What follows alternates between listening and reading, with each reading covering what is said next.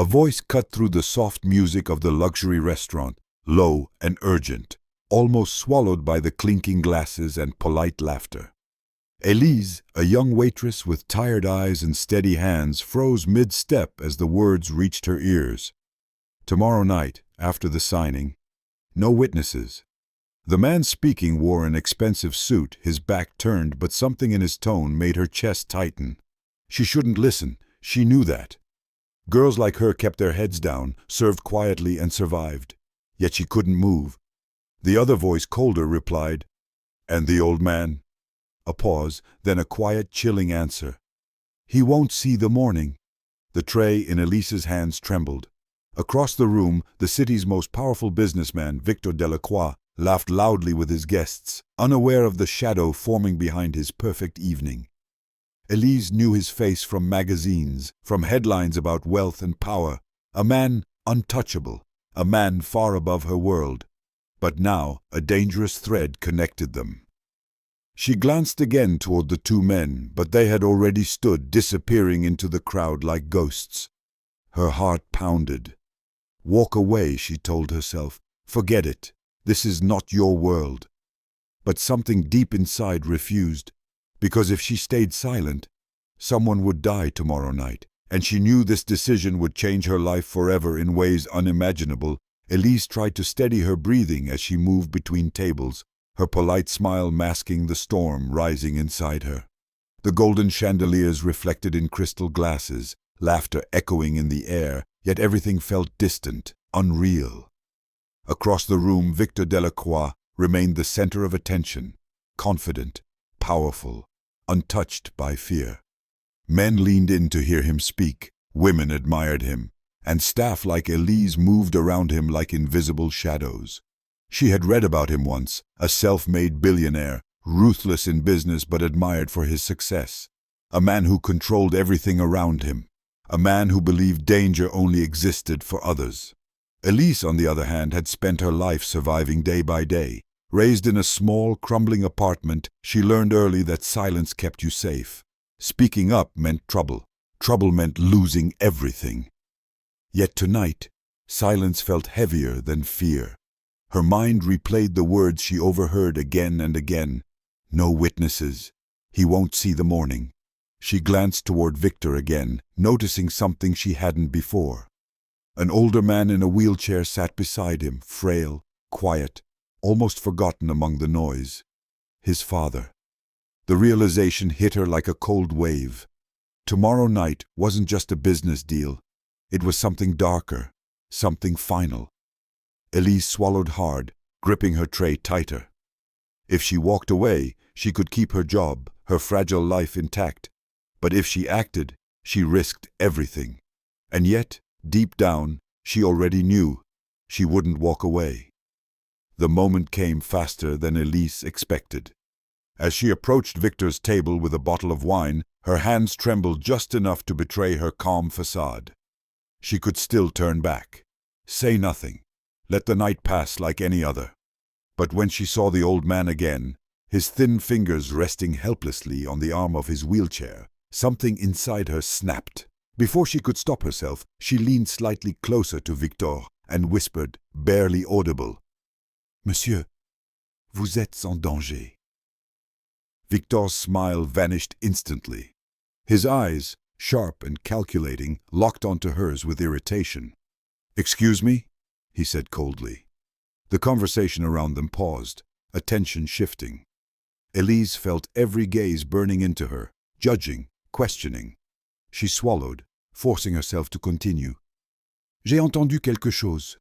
Une conversation. Demain soir, après la signature.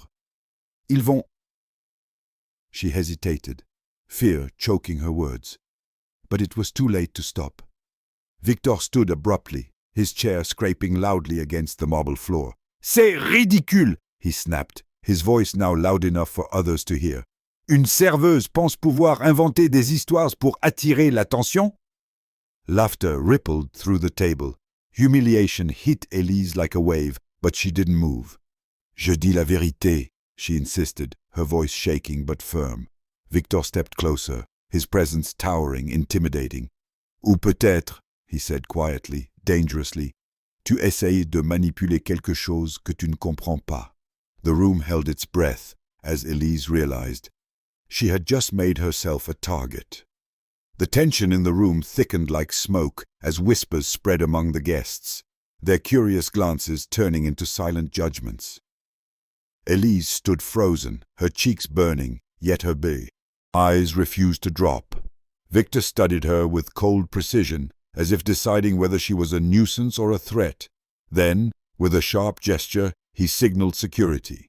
Two men in dark suits stepped forward immediately. "Remove her," Victor said flatly, already turning away as though she no longer existed. Panic surged through Elise, but before they could grab her, she spoke again, louder this time. "Ils ont parlé de votre père." The words cut through the noise like a blade. Victor stopped. Slowly, he turned back, something darker flickering behind his controlled expression. "Répète ça," he demanded. The guards hesitated. Elise swallowed, her voice steadier now despite the fear tightening her chest. "Demain soir, après la signature, et votre père, il ne verra pas le matin." Silence fell completely. The old man in the wheelchair shifted slightly, his tired eyes now fixed on her with a strange, searching look. Victor's jaw tightened, his confidence cracking just enough to reveal unease. "Qui t'a dit ça?" he asked, his voice lower, more dangerous than before. Elise shook her head. "Je ne les connais pas, mais ils étaient ici." A flicker of doubt crossed Victor's face. For the first time, uncertainty entered his world. And Elise realized something terrifying. He was starting to believe her Victor's silence stretched longer than anyone expected, his mind racing behind eyes that no longer held certainty, but calculation mixed with something unfamiliar, fear. He turned slowly toward the room, scanning every face, every movement, as if the threat could still be hiding among them. Then his gaze returned to Elise, no longer dismissive but searching. "Décris-les," he said quietly. Elise did, her memory sharp despite the chaos, describing the voices, the posture, the subtle details others would ignore. As she spoke, Victor's expression shifted piece by piece until something clicked. His hand tightened into a fist. "C'est impossible," he murmured, but the denial lacked conviction, because he recognized the description. Not strangers, not outsiders, people from his own inner circle, men he trusted, men who would be present at the signing tomorrow. A cold realization spread through him like ice. This wasn't just a threat, it was betrayal. And then Elise added one final detail, the one she had almost forgotten. "Ils ont mentionné un document, quelque chose que vous ne deviez jamais signer." Victor's head snapped up. The contract. The one scheduled for tomorrow night. The one that would transfer control of a critical part of his empire. Everything aligned in a terrifying instant. This wasn't about business. It was about removing him and his father. Victor looked at Elise again, truly seeing her for the first time, not as a waitress, not as someone invisible, but as the only person who had just uncovered a truth that could destroy everything. And suddenly, the night had become a race against time. The world Victor had built with absolute control began to fracture under the weight of a truth he could no longer deny.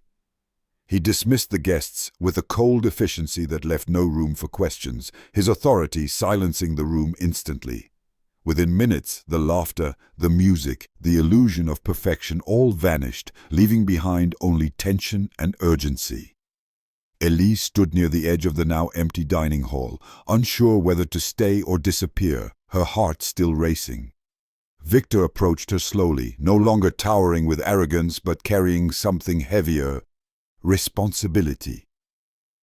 "Pourquoi?" he asked, his voice quieter now, almost human. "Pourquoi prendre ce risque pour moi?" Elise hesitated, searching for the right words, then simply said, "Parce que personne ne mérite de mourir comme ça, sans savoir." The simplicity of her answer struck him harder than any accusation ever could. For a moment, Victor looked away, his jaw tightening as the weight of his past decisions pressed in. How many people had he ignored? How many warnings had he dismissed because they came from voices he deemed unimportant?